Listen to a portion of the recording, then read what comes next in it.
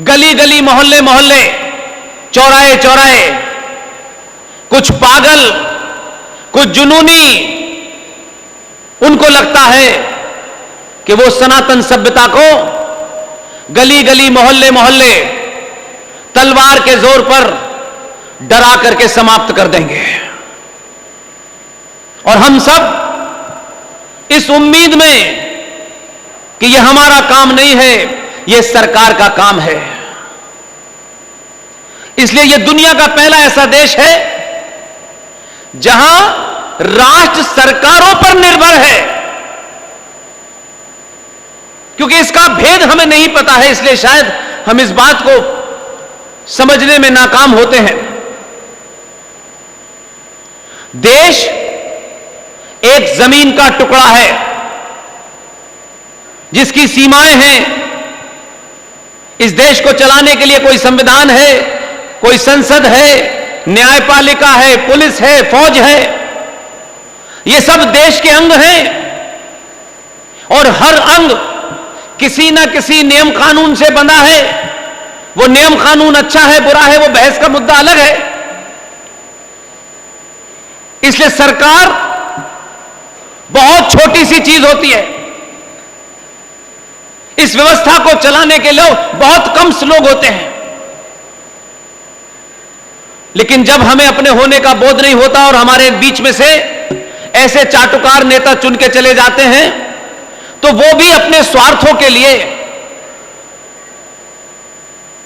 उन तमाम शब्दों का अनर्थ करके सत्ता पे बैठ के वापस चले तो जाते हैं लोगों के बीच में, लेकिन राष्ट्र मरने लगता है। इसलिए आज जब लोग ये कहते हैं कि देश खतरे में है, मैं कहता हूं बिल्कुल गलत कह रहे हैं, सरासर झूठ बोल रहे हैं।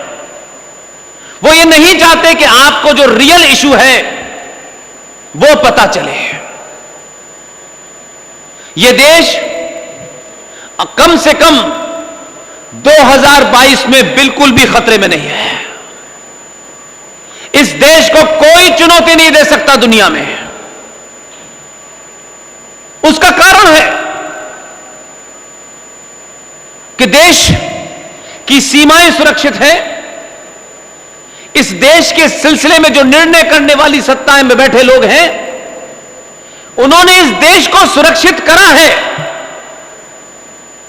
लेकिन यह राष्ट्र एक गहरे संकट में है और हर दिन, हर गली और हर चौराहे पे, हर मिनट भारत के किसी न किसी कोने में उस राष्ट्र को मारने की कोशिश हो रही है। क्योंकि हमें यह बताया गया हर मर्ज की दवा सरकार है और सरकार अच्छी हो बुरी हो वही सब कुछ करेगी। तो कहा यह जाता है कि जैसी जनता होगी वैसा राजा होगा। यह बात कुछ हद तक सही है। यही कारण था कि जब आप सरकार चुनते थे, सरकारें दिल्ली में बनती थी, तो कभी हमने भारत राष्ट्र के उस गौरव की तरफ ध्यान नहीं दिया कि हम कौन थे, किसकी संतानें थे। लिहाजा हमारे से गलती हुई और उस गलती में हमने ऐसे ऐसे लोग चुने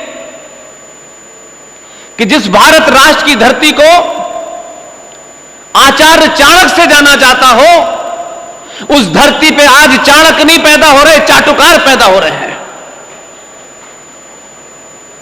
और ऐसे मूर्ख लोग चुने हमने। वैसे एक परिवार के रूप में अगर हमारे घर से कोई भी आदमी, हमारा बड़ा बुजुर्ग, हमारी मां, बहन, बड़ा भाई, जब घर से निकल करके किसी फंक्शन में जाता है, किसी मीटिंग में जाता है, तो पूरे परिवार की कोशिश होती है कि ये हमारे परिवार का एक रिप्रेजेंटेटिव है। कहीं से भी कोई ऐसी कमी ना हो जिससे परिवार के ऊपर निशान लग जाए।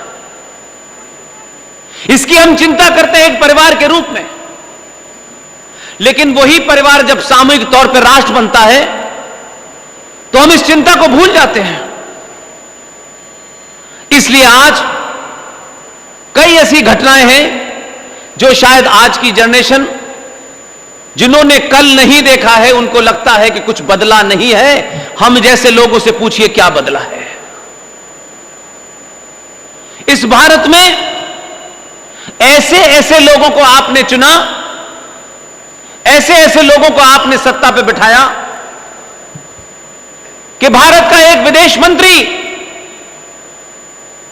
भारत की तरफ से यूएनओ के अंदर भारत का प्रतिनिधि बन के गया। और यह बात कभी इसलिए नहीं हुई हमारे यहां कि लोगों को न पता चले। अगर आप भारत को अपना एक परिवार मानते हैं, सनातन को अपनी आस्था का केंद्र मानते हैं, इन परंपराओं को, मंदिरों को, आस्थाओं को, मान्यताओं को अगर आप अपना मानते हैं, तो आपके दिल में दर्द होगा कि अगर भारत राष्ट्र कहीं नीचा हो रहा है तो। एक विदेश मंत्री,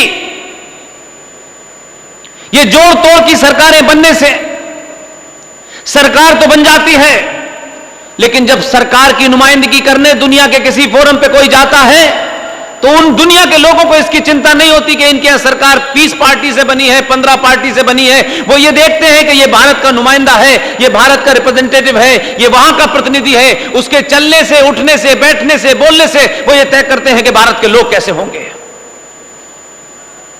हमने ऐसा विदेश मंत्री चुना, इसकी चर्चा नहीं हुई, लेकिन यह निजी तौर पर जब आप बाहर निकल के जाएंगे देश में, दुनिया आपके सामने खड़ी होगी, तो उस विदेश मंत्री के उस कृतज्ञ के कारण आप जाने जाएंगे। आप लाख बहुत महंगे कपड़े पहने हो, बड़ी गाड़ी में घूम रहे हो, लेकिन आपकी पहचान यह होगी कि आप कैसे लोगों को चुनते हैं। एक विदेश मंत्री यूएनओ के अंदर भारत का नुमाइंदा था। जब भारत की बारी आई और उन्हें भारत का पक्ष रखने के लिए बुलाया गया, जो दुनिया की सबसे बड़ी संसद होती है, तो जब तक जितने भाषण चल रहे थे तो वो सो रहे थे, और जब बोलने गए, मंच पे खड़े हुए और भारत की तरफ से उन्होंने बोलना शुरू किया, तो आप सोचिए, आधा भाषण पढ़ चुके थे। और ये बात किसी को शायद इसलिए समझ नहीं आई कि भाई ये तो पढ़ ही रहे, बोल ही रहे। तब विदेश मंत्रालय के एक सेक्रेटरी को समझ में आया कि हमारा विदेश मंत्री जब दुनिया बोल रही थी तो वो नींद में था, और जब भाषण देने गया तो उसके हाथ में पुर्तगाल का कागज था, वो पुर्तगाल का ही भाषण पढ़ रहा था।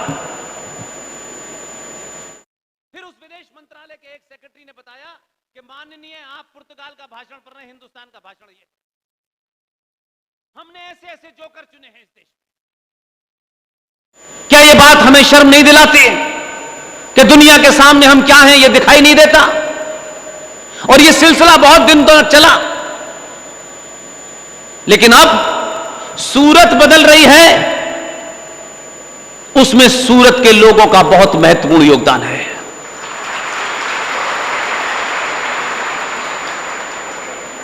इसलिए राष्ट्र के सामने क्या चुनौतियां हैं, मुझे नहीं लगता कि कभी कोई गुजरात में राष्ट्र के सामने क्या चुनौतियां हैं उस पर चर्चा होती हो, क्योंकि राष्ट्र की चुनौतियों को सरकार नहीं ठीक कर सकती। सरकार का काम नहीं है कि राष्ट्र की चुनौतियों से लड़े। इसलिए मैंने शुरू में ही कहा, राष्ट्र की चुनौतियों का सामना राष्ट्र के लोग लड़ते हैं, सरकारें नहीं लड़ती। सरकारों का काम होता है संसद चलाना, सरकार चलाना, पुलिस की व्यवस्था करना, आर्मी की व्यवस्था करना, देश को सुरक्षित रखना, लेकिन राष्ट्र को समाज चलाता है। और जब समाज के अंदर जागृति पैदा होती है, तभी दिल्ली में एक जागरूक समाज सत्ता पे उनको बिठाता है जिन्हें राष्ट्र की चिंता होती है। इसलिए पहली बार यह हुआ। अब तक होता यह था कि सरकार बताती थी कि हम धर्मनिरपेक्ष हैं, 1976 से पहले हम कम्युनल थे, 1976 से हम सेकुलर हुए, फिर समाजवादी हुए, फिर सरकार ने बताया कि हिंदुत्व की परिभाषा क्या है, हिंदुत्व किसे कहते हैं। ये सुप्रीम कोर्ट के काले कोट पहनने वाले लोग बता रहे हैं कि हिंदुत्व क्या है।